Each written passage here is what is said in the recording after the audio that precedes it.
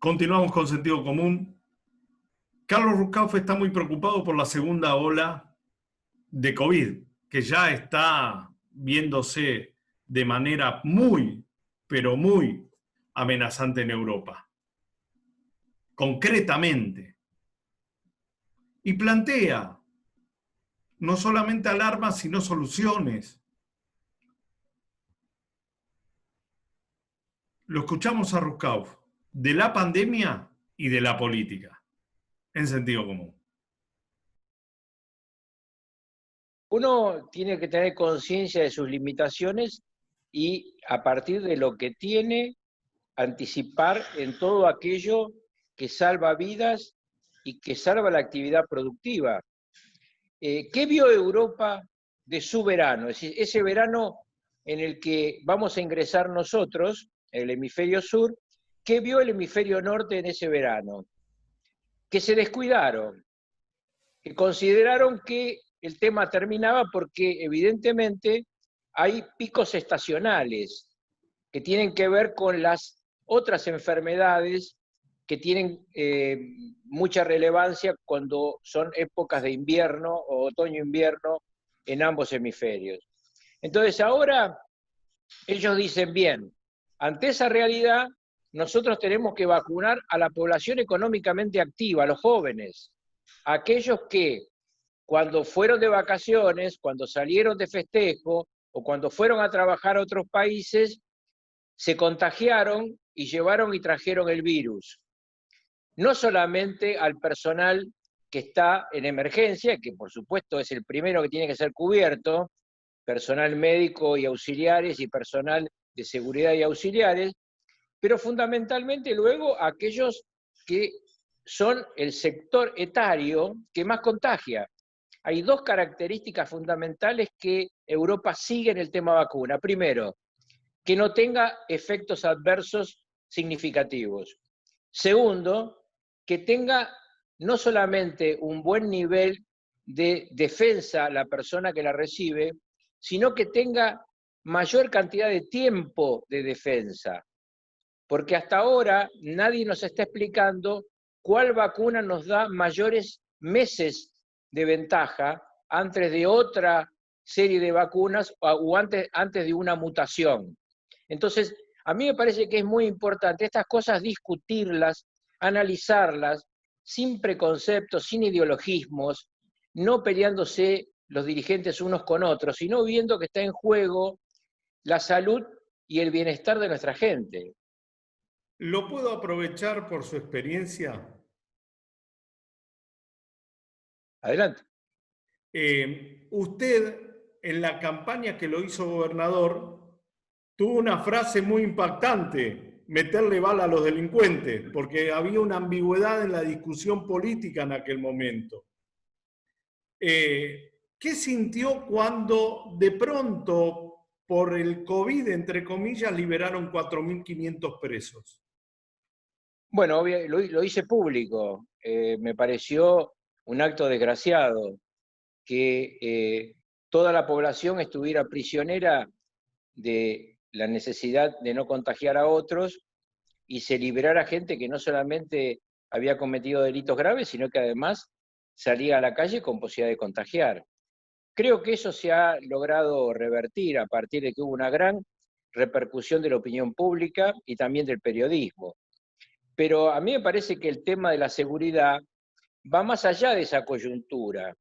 El tema de la seguridad tiene que ser una política de Estado.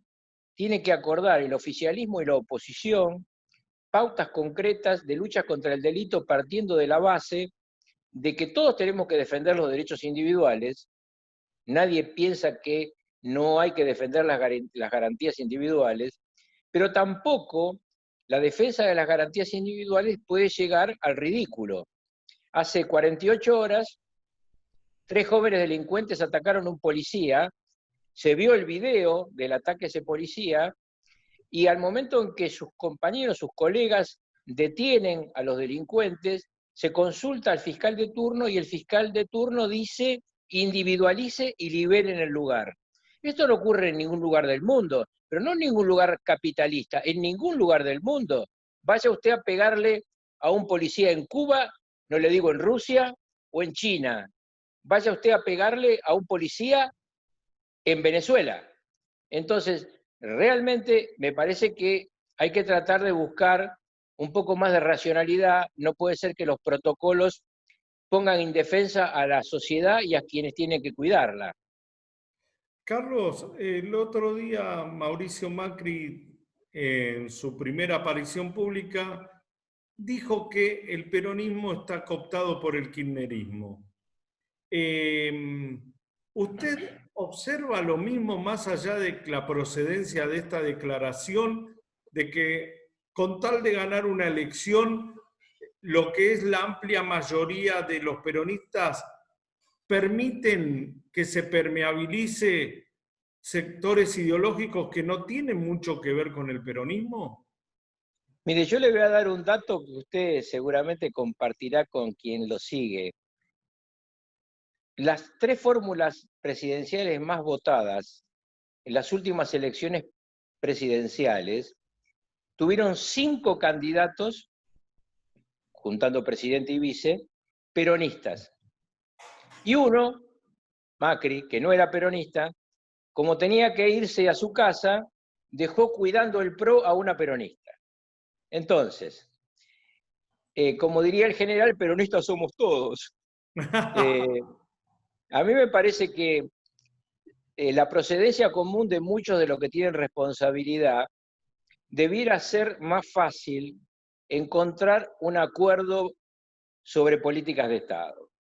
Realmente seguirse peleando por temas urgentes pero nunca importantes y no tener una política de Estado en materia de salud, de seguridad, de economía, de acción social y de política exterior, es realmente rifar el futuro y complicar aún más un presente que es muy difícil. A mí me preocupa, por ejemplo, que en una crisis dramática como la que estamos viviendo, no hubiera habido ninguna cumbre de presidentes para discutir hacia dónde y qué medidas comunes debían adoptar todos los países. Esto fue, bueno, el de China agarra por un lugar, Trump también agarra por el otro, Johnson agarra por el otro, y veo mucha gente realmente que no se puede calificar de líderes. Ganaron elecciones, pero para mí no son líderes. Yo tengo ahí una diferencia, A ver. porque creo que Trump hace tanto ruido que tapa la racionalidad de, por ejemplo, la Unión Europea. Porque estamos siempre analizando Estados Unidos porque es lo que rebota en las noticias. Y cuando uno tiene una personalidad como Trump, que evidentemente hace un culto de ella y que además ha engañado a su pueblo y ha crecido por el engaño y levantar los odios más profundos, ha aislado a Estados Unidos del mundo, lo ha hecho perder la carrera contra China. Por lo menos en estos 4 años Estados Unidos perdió 10 de la carrera contra China, se fue de ASEAN, se fue del Club del Acuerdo Climático de París, se fue de la OMS, está trabando permanentemente la Organización Mundial de Comercio, un desastre. Pero bueno, Trump se va. Yo lo que creo es que hay que sí prestar mucha atención, y por eso mi artículo de hoy, al que usted hacía referencia, en Europa. El liderazgo de Angela Merkel y de Macron ha llevado a Europa, a los 27 países europeos, a soluciones maravillosas en esta crisis. Primero, se autoprestaron 500.000 millones de euros para 2021 y 2022 para que la crisis no afecte la estructura productiva de sus países y no mande gente a la miseria. Segundo, en materia de vacunación, tienen un plan que yo describo en ese artículo que publicó hoy La Tecla, por el cual compran la vacuna desde una sola agencia, la controla la compra la líder de la Unión Europea en este momento, que es Ursula von der Leyen, que además es quien puede reemplazar a Angela Merkel en Alemania, y financia toda la compra el Banco Común Europeo, liderado por Christine Lagarde, que quiere reemplazar a Macron. Es decir, hay una estructura de liderazgo en Europa muy fuerte. Ha habido, por supuesto, inconvenientes, porque a veces algunos quieren aprovechar estos conflictos para ganar espacio.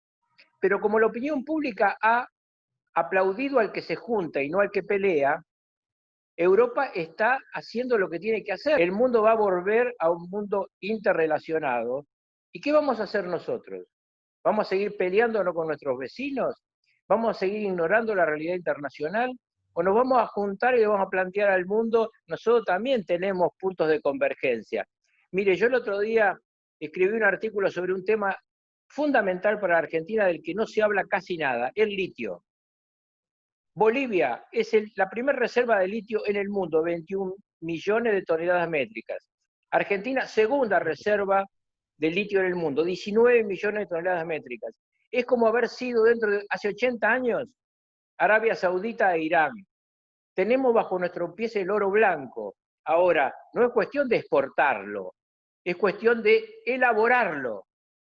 Hace 3 años, Evo Morales y Angela Merkel, que ideológicamente no tienen nada que ver, firmaron un acuerdo sobre el litio. Entonces, ¿por qué nosotros nos vamos a apartar del camino de la racionalidad? ¿Por qué no hacer un acuerdo con Brasil, nuestras provincias productoras de autos, nuestras provincias de litio, que son 3, Catamarca, Jujuy y Salta, y armar polos productivos donde haya elaboración de baterías, de superbaterías de litio, de autos eléctricos, y exportarlos, que haya puestos de trabajo en la Argentina, que se ganen divisas para nuestro país? Hay mucho por hacer si nos juntamos y muchos problemas si se siguen peleando. ¿Usted le hubiera escrito una carta a Menem explicándole que usted no tenía nada que ver con su gobierno? No, porque el líder de ese espacio era Menem. Entonces Cristina hizo bien en escribir la carta. No, yo digo que Cristina es el líder del Frente de Todos. Y Alberto Fernández es el presidente de la República. Lo que le dice en esa carta, ella, Alberto Fernández, que para mí es central, es: señor, gobierna usted.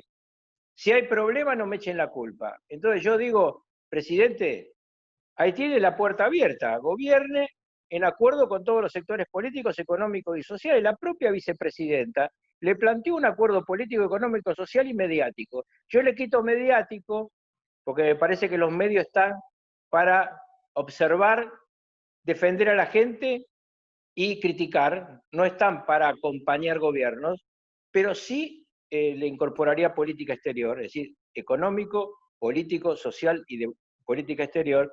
Entonces, le está planteando el camino.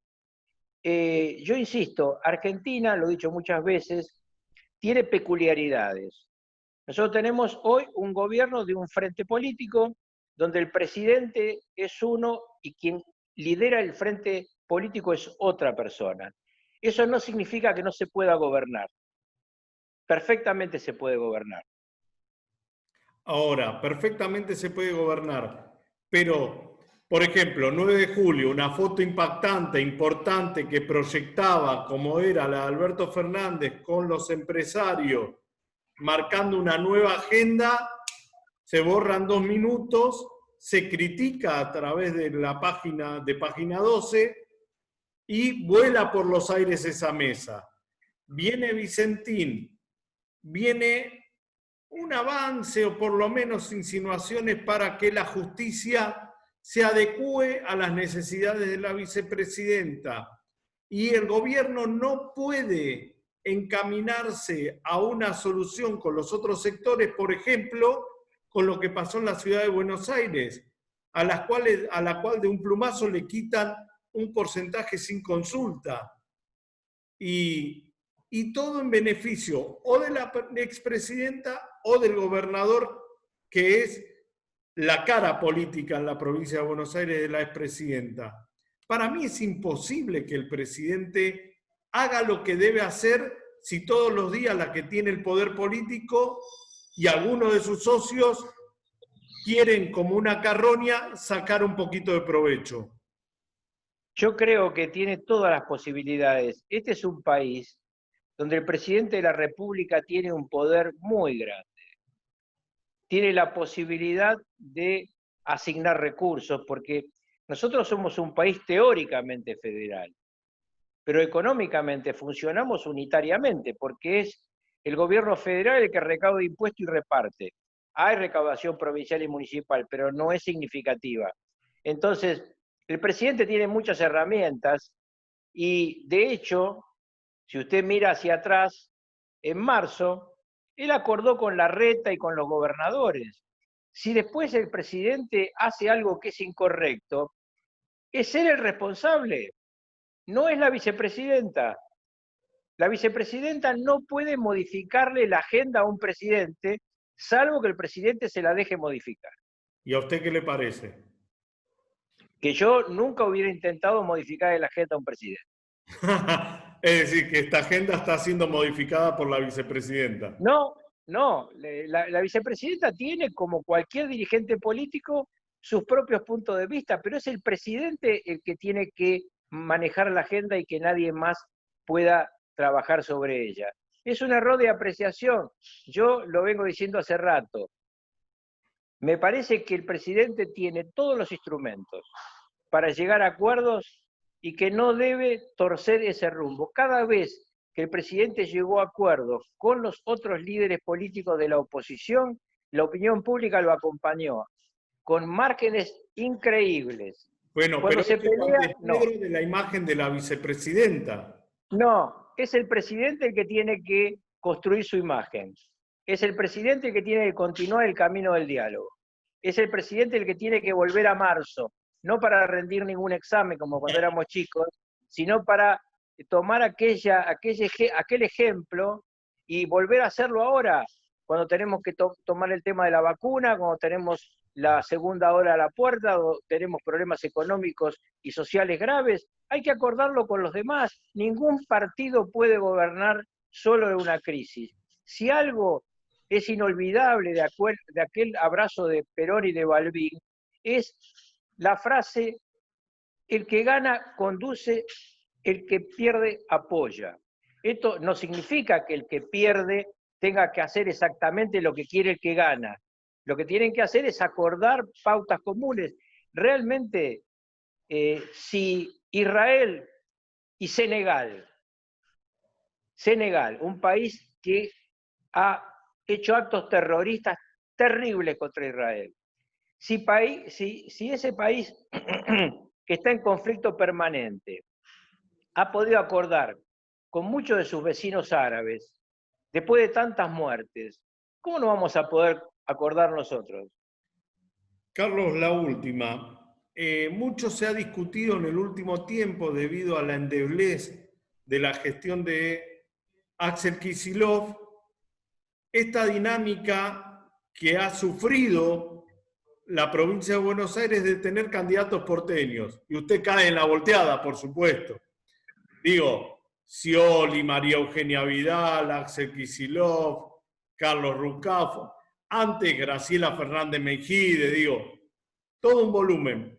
¿Por qué cree que la provincia de Buenos Aires termina siendo el territorio de mayor discusión de la política global, pero los dirigentes de la provincia nunca pueden encumbrarse en su propio territorio? Si los intendentes de la provincia de Buenos Aires se ponen de acuerdo en tener un emergente propio, ese sería el referente en la provincia de Buenos Aires.